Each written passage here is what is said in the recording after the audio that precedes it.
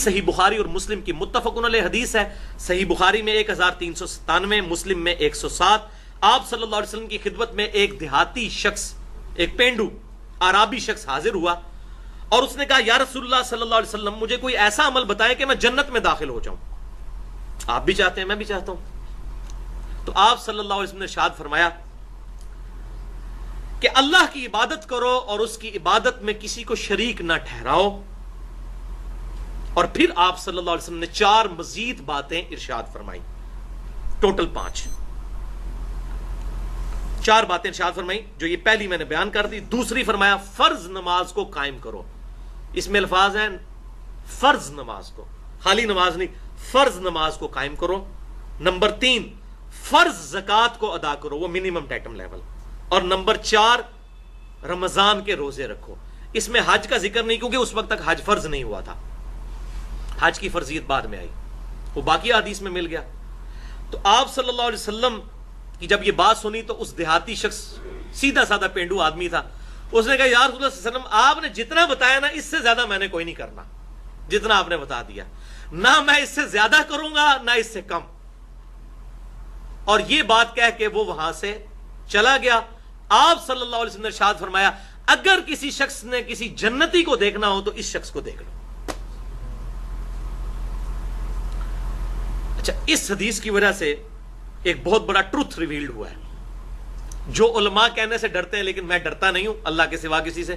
میں حق بات آپ کو بتاؤں گا چاہے کسی کو بری لگے، کہ اس میں آپ صلی اللہ علیہ وسلم نے منیمم ڈیٹم لیول صرف فرض نماز کو قرار دیا ہے، سنتیں اور نوافل اس میں شامل نہیں ہے. اور فرض زکوٰۃ اگر کچھ زیادہ دیتا ہے تو دے.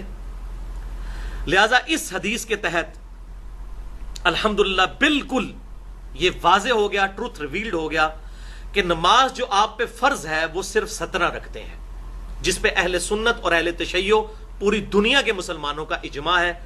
2 فجر کی رکھتے ہیں، 4 ظہر، 4 عصر، 3 مغرب، 4 عشاء، یہ 17 رکھتے ہیں، دن رات میں بنتی ہیں. بس یہی منیمم نماز ہے جو اللہ تعالیٰ کو ریکوائرڈ ہے ایک مومن سے. اور آپ نے حدیث سنی، اس نے کہا میں اس سے زیادہ نہیں پڑھوں گا، تو پھر بھی حضور نے کہا جنت میں چلے جاؤ گے، جنت میں جانے سے کوئی نہیں روک سکتا. اور منیمم فرض زکوٰۃ وہی 2.5% اگر وہ کرنسی پہ ہو یا سونے کے اوپر یا چاندی کے اوپر. باقی اونٹ، گائے اور بکریوں کے لیے علیحدہ سے نصاب ہے. انشاءاللہ میں اگلی دفعہ ڈیٹیل سے، بڑا انٹرسٹنگ لیکچر ہے وہ، 17 علمی پوائنٹس میں نے اسی 17 کی نسبت سے وہ تیار کیے ہیں، چونکہ دن رات میں 17 رکھتے ہیں فرض، تو وہ 17 علمی پوائنٹس انشاءاللہ میں اگلی دفعہ ڈسکس کروں گا. تو اس سے یہ بات پتہ چلی کہ بعض لوگ بےچارے بڑے مصروف ہوتے ہیں، ان کے لیے نماز پڑھنا بڑا مشکل ہوتا ہے، اور مولوی اس کو عشاء کی وہ 17 رکھتے ہیں بتا رہا ہوتا ہے اور وہ زور کی 12 رکھتے ہیں بتا رہا ہوتا ہے، تو وہ سن کے ہی بھاگ جاتا ہے. تو مجھ سے کوئی اگر اس قسم کے مصروف لوگ جب کوئی بات پوچھتے ہیں تو میں کہتا ہوں بھائی 17 رکھتے ہیں منیمم ڈیٹم لیول، جنت میں جانے کے لیے وہ کافی ہے. 2 فجر، 4 ظہر، 4 عصر، 3 مغرب اور 4 عشاء. لیکن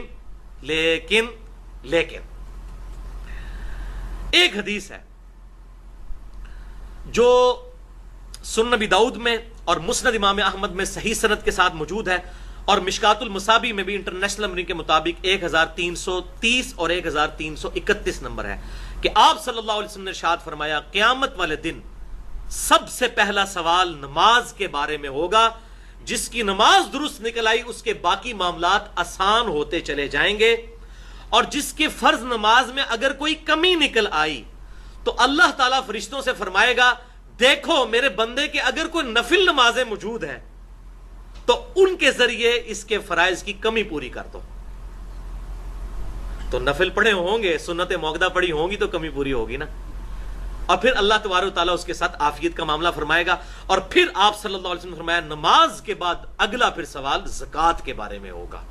اندازہ کریں یہ کتنی امپورٹنٹ چیز ہے. اچھا، بخاری اور مسلم کی ایک اور حدیث ہے کہ قیامت والے دن سب سے پہلے قتل کے مقدمے کا فیصلہ ہوگا.